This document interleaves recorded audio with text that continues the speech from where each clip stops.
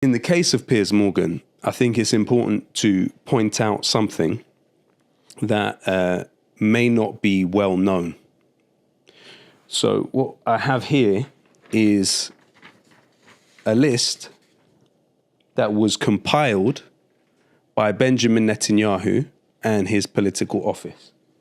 What you also have here specifically is names with Netanyahu's writing. Now, this was published by Y.net and the Israeli newspaper, one of the well-known newspapers. And here you have names of individuals that were considered by Netanyahu's political office to be funders of his campaign. Now, one name here, there's many names, and we can go through them in different ways and the significance they have in this country. But one name here who I think everybody should be interested in is Rupert Murdoch. And he's given the designation of 2. Now, Rupert Murdoch, of course, is an oligarch that controls much of the British media, owns The Sun, owns The Times, owns Sky News, and others. Murdoch historically has funded something called the Jerusalem Foundation, which builds illegal settlements in Sheikh Jarrah and Silwan.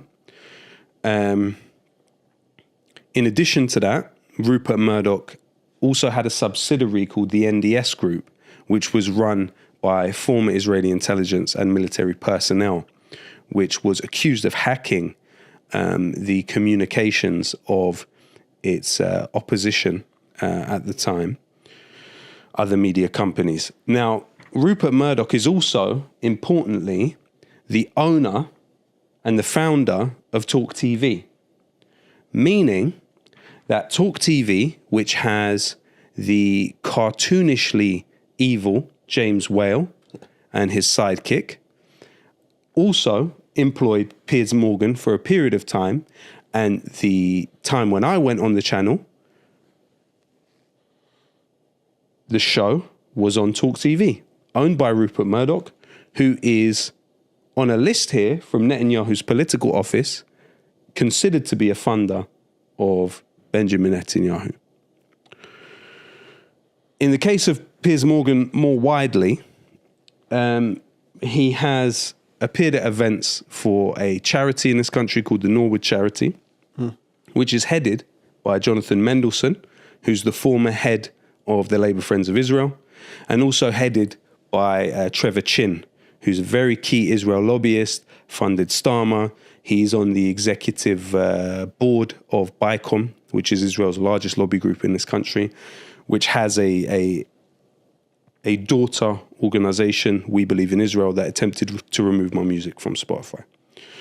In addition to that, on the 22nd of October of 2023, Piers Morgan met for a sushi meal in New York in the midst of his coverage of the genocide in Gaza with Nicola Mendelsohn and Catherine Jenkins. He's pictured at the table in the sushi restaurant with them.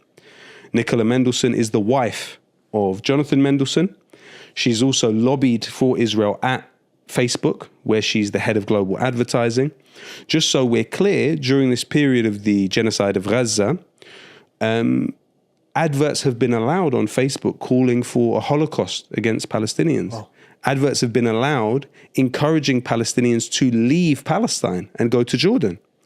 So the head of global advertising at Facebook, Nicola Mendelsohn, has also met with Shimon Peres, has also participated in Israeli government-supported events. In addition to that, Catherine Jenkins, who Piers Morgan was sitting next to and smiling, has fundraised for the JNF, which is Israel's largest settlement building body in occupied Palestine. So from my perspective, I view it as there being too many conflicts of interest here. You were employed, and at the time you interviewed me, you were employed by a channel that is owned by someone who seems to be a funder of Benjamin Netanyahu. Yeah. That's a conflict of interest. In addition to that, he would have filling in for him sometimes, and I was invited on when someone was filling in for him by the name of Douglas Murray. Douglas Murray has a clear historical relationship with the Israel lobby through the Henry Jackson Society. Yeah. He was executive director of the Henry Jackson Society, the founder of the Henry Jackson Society. Alan Mendoza is listed as a director and a president of the JNF, which again is the largest settlement building body in Palestine. There's been a clear revolving door between the Henry Jackson Society and the Israeli military. And on top of that, Douglas Murray was then given an award by Isaac Herzog, the Israeli president, for his services to Israel in the media.